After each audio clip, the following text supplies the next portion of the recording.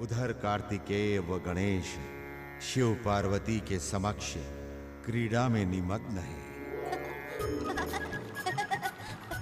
आओ, पकड़ो, पकड़ो, ठहरो, ठहरो, नहीं पकड़ सकते, अभी पकड़ते हैं हम आपको, पकड़ो, पकड़ो, पकड़ो ना। नारायण नारायण, आहा क्या दृश्य है परमपिता। देवादिदेव महादेव और माता पार्वती बच्चों की क्रीड़ा का क्या आनंद ले रहे हैं, जैसे धरती की कोई साधारण गृहस्थी हो। नारद, तुम ब्रह्मचारी क्या जानो संतान सुख क्या होता है। फिर शंकर और पार्वती तो सांसारिक मनुष्यों के लिए पारिवारिक जीवन के आदर्श हैं। ब्रह्मचारी होने का अर्थ हृदयहीन होना तो नहीं। श्री गणेश और कुमार कार्तिकेय की बाल क्रीड़ाएं मुझे भी उतना ही आनंदित कर रही हैं जितना भगवान शंकर और पार्वती को। पितामह, आपके कथन का उत्तर तो मैं समय आने पर ही दूंगा। मैं तो यहाँ हूँ।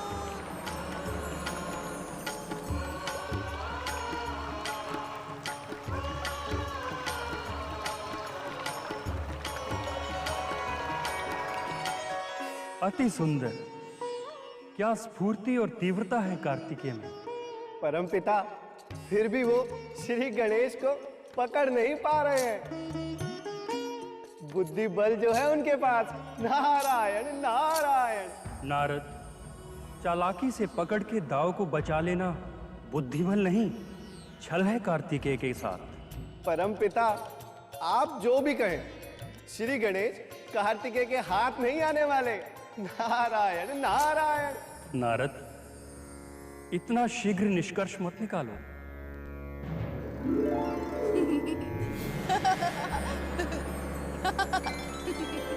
परमपिता, देख लेना, अंत में मेरी भविष्यवाणी ही सत्य सिद्ध होगी। श्री गणेश कार्तिकेय के हाथ में आने वाले नहीं है।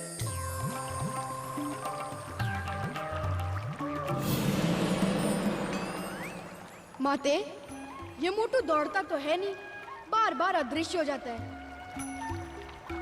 ऐसे थोड़ी ना कोई खेल होता है। अभी देखो कहाँ गायब हो गया। कार्तिकेय, प्रश्न दौड़ने या ना दौड़ने का नहीं है। प्रश्न है एक दूसरे को पकड़ने का। यदि गणेश आपकी पकड़ में नहीं आते तो ये इनकी विशेषता ही मानी जाएगी। पुत्र कार्तिकेय, खेल की भावना से ही खेल खेलना चाहिए। मन छोटा मत करो, अपने भ्राता श्री गणेश की जीत को सम्मान दो। परमपिता, देखा आपने, बुद्धिर्यस्य बलम तस्य। जो बुद्धिमान है वही बलवान है। नारायण नारायण। नारद, तुम व्यर्थ की नीति बघारते रहते हो। मैं कार्तिकेय को दुखी नहीं देख सकता। वो देव सेना का सेनापति है। मुझे कैलाश जाना होगा।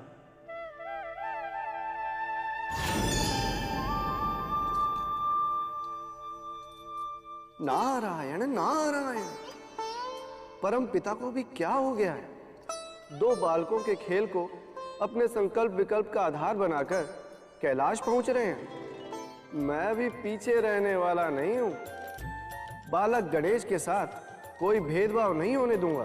श्री गणेश को उनकी जीत का पुरस्कार अवश्य मिलना चाहिए। नारायण नारायण। प्रणाम महादेव। कैलाश में आपका स्वागत है ब्रह्मदेव। प्रणाम ब्रह्मदेव, सब कुशल तो है ना? आज कैलाश पर आकर आपने हमें धन्य कर दिया। सब कुशल मंगल है देवी पार्वती। आप सबसे मिलने का मन किया तो चला आया।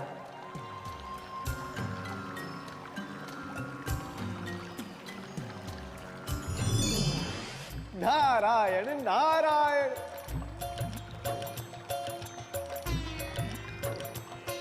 बालक श्री गणेश, कुमार कार्तिकेय, देवाधिदेव महादेव, माता पार्वती के संग परम पिता को देखकर मैं तो धन्य हो गया। नारायण नारायण। देवर्षि, आप तो स्वयं आनंद रूप हैं। आप जहां जहां जाते हैं वहां वहां मधुर स्वर की गंगा बहने लगती है। सदैव परमात्मा में लीन आप जैसे ऋषि महर्षि तो समस्त त्रिलोक के सिरमौर हैं। देवर्षि, मैं जब भी आपको प्रसन्न मुद्रा में देखती हूँ तो समझ जाती हूँ कि आप अवश्य कोई न कोई विशेष समाचार लेकर आए हैं। माते, आज मैं कोई विशेष समाचार तो नहीं लाया, किंतु ये अमृत फल लेकर आया हूं।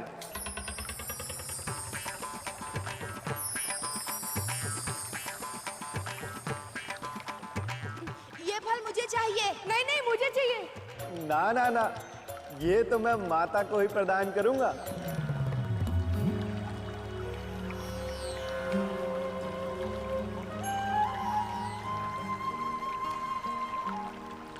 माते, अब आप कैलाश में जिसे भी बुद्धिबल में श्रेष्ठ समझें, उसे ये फल दे दें। ये फल मुझे चाहिए। नहीं नहीं, मुझे चाहिए।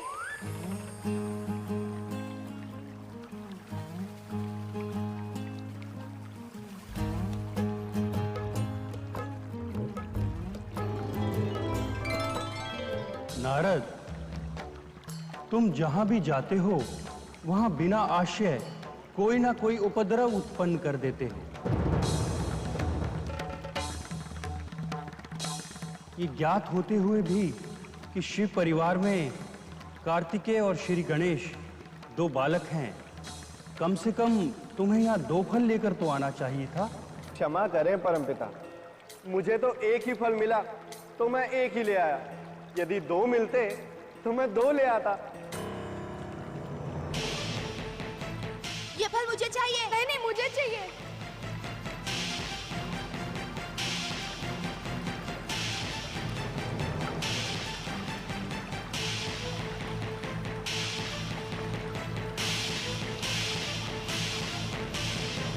ये फल कोई हार जीत की प्रतियोगिता का पारितोषिक नहीं है।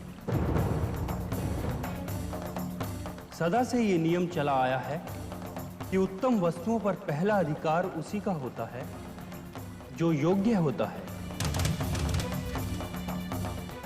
अतः मेरी राय में ये फल कार्तिकेय को दे दिया जाए।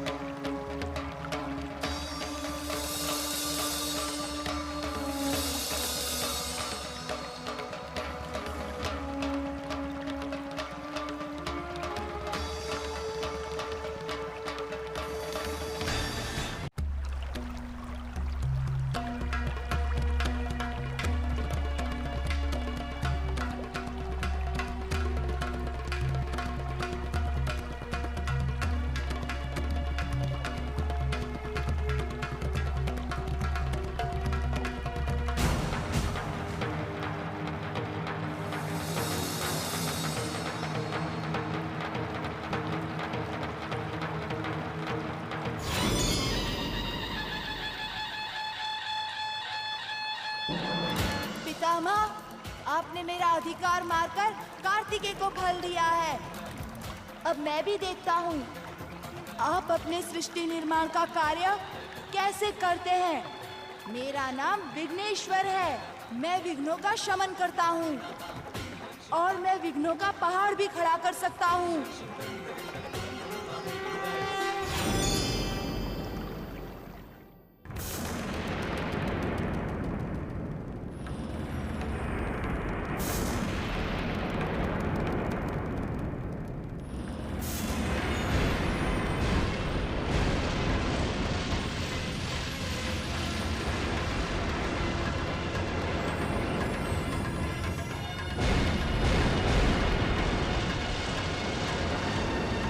समझ में नहीं आ रहा ये क्या हो रहा है, क्यों हो रहा है।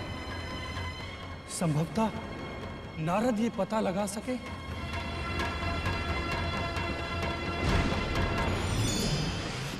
प्रणाम परमपिता। कल्याण भाव।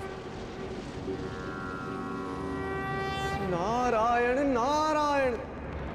हे परमपिता, ब्रह्मलोक में सब कुछ अस्त व्यस्त हो रहा है। परम शांत और आनंदमय लोक आपदाओं से घिर गया है। चारों ओर भयंकर गतिशील हवाएं चल रही हैं। यही नहीं परमपिता, आप द्वारा रचित वेदों के कई अंश भी नष्ट हो गए हैं। आज्ञा दे परमपिता, मुझे क्या करना है? परम शांत और आनंद धाम ब्रह्मलोक में सहसा ही अव्यवस्था और अशांति फैल गई है। मेरे सारे किए कराए पर पानी फिर गया है। सृष्टि के समस्त सृजन कार्यों में बाधा उत्पन्न हो गई है। मेरी कोई भी रचना पूर्ण नहीं हो पा रही है। नारद, तुम ये ज्ञात करो, ये सब क्यों हो रहा है? नारायण नारायण। हे परमपिता, ये भी कोई जांच का विषय है? इस विषय में तो आप ही अधिक जानते हैं। नारद, ये तुम कैसे वार्तालाप कर रहे हो? यदि मैं स्वयं सब कुछ जानता तो तुम्हें स्मरण क्यों करता? हे परमपिता, यही तो देवी महाप्रकृति की माया लीला है। देव, धनुज, मनुज आदि सभी अपनी समस्याओं का कारण बाहर ढूंढते हैं, जबकि वो तो स्वयं उनके अंदर ही निहित होता है। नारद, ये दर्शन पर प्रवचन देने का समय नहीं है। जाओ और जाकर शीघ्र पता लगाओ कि सृष्टि के सृजन कार्यों में ये सब विघ्न क्यों उत्पन्न हो रहा है। हे सृष्टिकर्ता, इस विघ्न को तो आपने स्वयं निमंत्रण दिया है। वो कैसे नारद? हे परमपिता, जब आप कैलाश में थे तब मैं भी वहां पे अमृत फल लेकर उपस्थित हुआ था। मैंने वो फल माता पार्वती को देते हुए कहा था,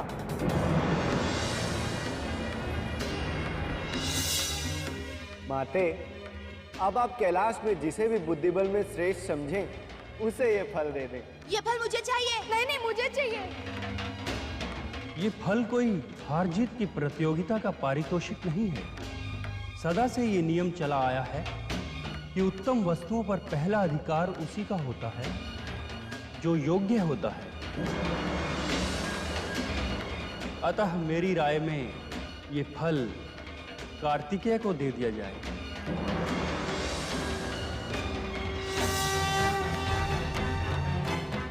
तो ये सब विघ्न श्री गणेश का उत्पन्न किया हुआ है?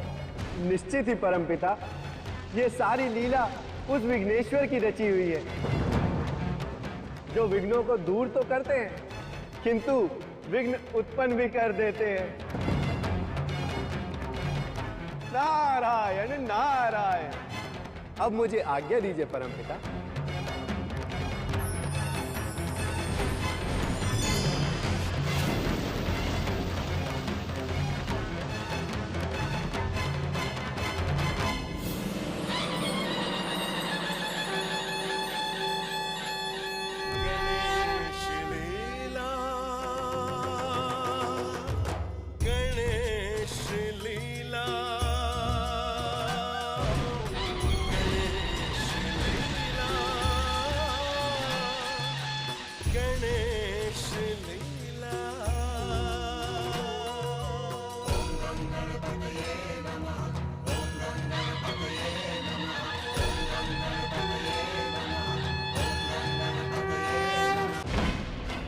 हे विघ्नेश्वर, मुझसे त्रुटि हो गई, मुझे क्षमा कीजिए।